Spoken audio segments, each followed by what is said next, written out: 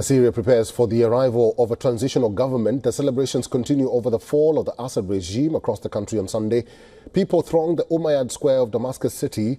The gathering included a number of Syrian students who toppled a statue of late Syrian President Hafiz al-Assad at the Damascus University, dragging the statue to the main Umayyad Square.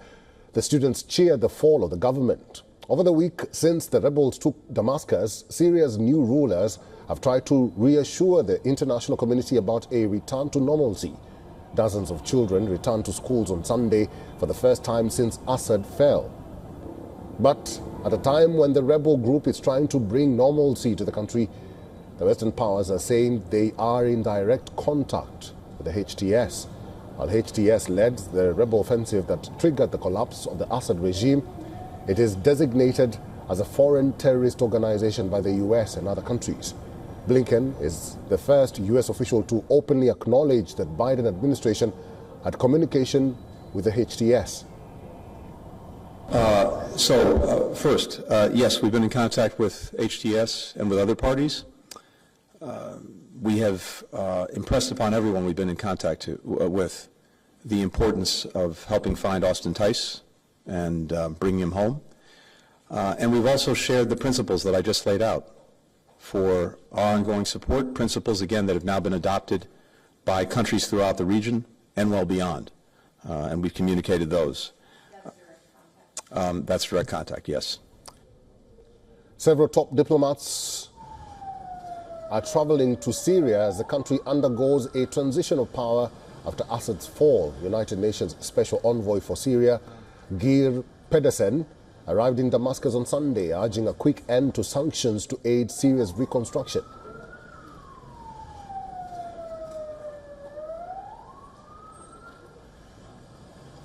Need to see that this is fixed quickly. We will hopefully see a quick end to sanctions so that we can see really rallying around building up Syria again. And then, my last point, we need to see, of course, justice and accountability for crimes. And we need to make sure that that goes through a credible justice system and that we don't see any revenge. The visit highlights a focus on critical diplomatic efforts to remove uncertainty over Syria's future. Meanwhile, a French diplomatic mission will travel to the Syrian capital of Damascus on Tuesday. The country's acting foreign minister, Jean-Noël Barrot, has indicated top diplomats from the United States, the Arab League and Turkey also met in the Jordanian port city of Aqaba to discuss the situation in the country and the transition of power. The gathering, attended by representatives from the European Union and the United Nations, highlighted concerns over a potential rise in terrorism.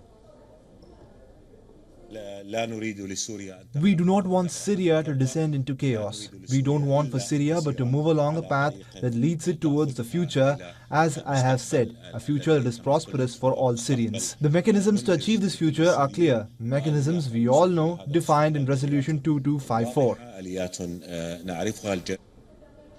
Another significant development has been the reopening of the Turkish embassy in Damascus that had suspended operations in 2012 due to escalating security conditions during the civil war. Syrians have welcomed the move as a Turkish flag was raised above the walled compound of the Syrian capital for the first time in 12 years in the presence of newly appointed Chargé d'Affaires, Burhan.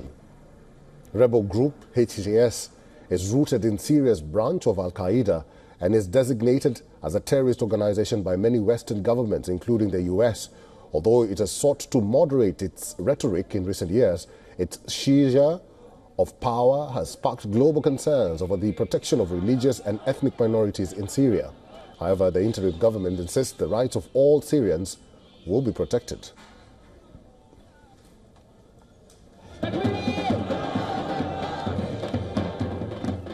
Dr. Sergei Sumleni is a defense expert and director of European Resilience Initiative Center. He's now joining us live from Berlin. Dr. Sumleni, thank you very much for making time for us and for joining us on this show.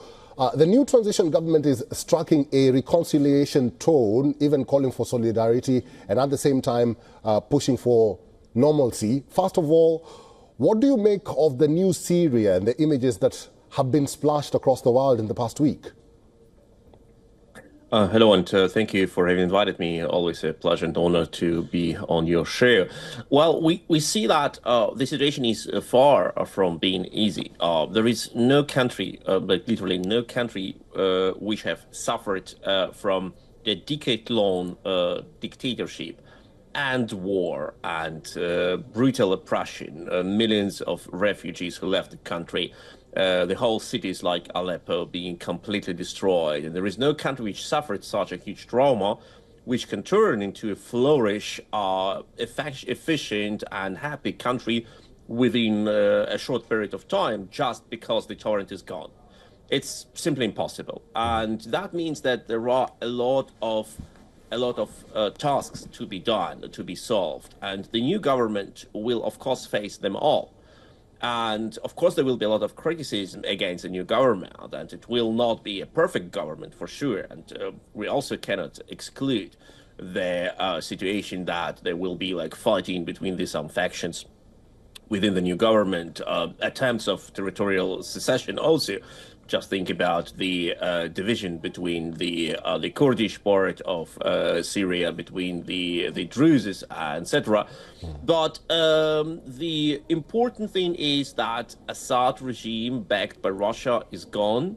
Now that is very important, because with the Assad regime and with Russia's terror rates, air raids, terror raids against the civilian population in Syria, there was no chance at all for any development. What will be now, we will see. It can be not successful, it can be successful, but with Assad, it was not successful at all. And that is the first task now, to reinstall like electricity, water supply, food supply, the basic rule of law, and the first international relations of the new government. Mr. Somleni, Israel continues to be a bone of contention for Syria. Even with the new phase. There are parts in Syria where locals are divided on whether to be integrated as part of Israel or not. How do you think that will play out in the long run? Well, the history of relations between Syria and Israel is long and by far not easy. And of course, some factors which were a problem in these relations, like the Hezbollah role and the Iranian interest in the region, they are much smaller now, because with the new government, of course, there will be not that tolerance for Iranian impact in the region, and Syria will not provide probably its territory for Hezbollah and for attacks on Israel. But it doesn't mean that Israel will turn miraculously to the best friend of Syria. The part of the Golan Heights and other things, they will remain. And we see now that Israel takes a sort of preemptive measures to reduce military capacities of the new government, striking warehouses of Assad army, which Assad army has left. Obviously not to let the new army to get access to all this equipment. And someone says, okay, why they do it? Because the new government already said that they are pro-Israel, they have nothing against Israel.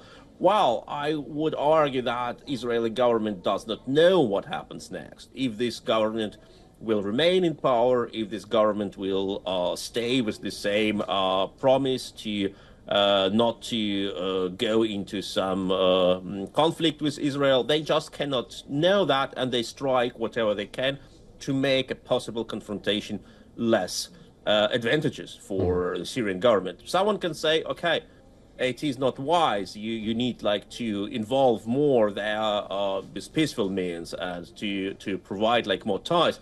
But Israel has their own history with like fighting for 70, 80 years in a hostile environment. They believe that's right. What they do, it's their choice, and they will, of course, face the consequences of their choices, also political consequences. But it will not be easy. I don't believe that the new Syrian government, how like democratic or open they are, will suddenly turn into the best friend of Israel. It will be, I think, will be better than it used to be before, but it will not be like sudden friendship. All right, we'll have to leave it there. I've been talking to Dr. Sergei Tsumleni, who's a defense expert and also the director of European Resilience Initiative Center. Dr. Tsumleni, thank you very much for your time and for talking to us today. Thank you so much. For all the latest news, download the WION app and subscribe to our YouTube channel.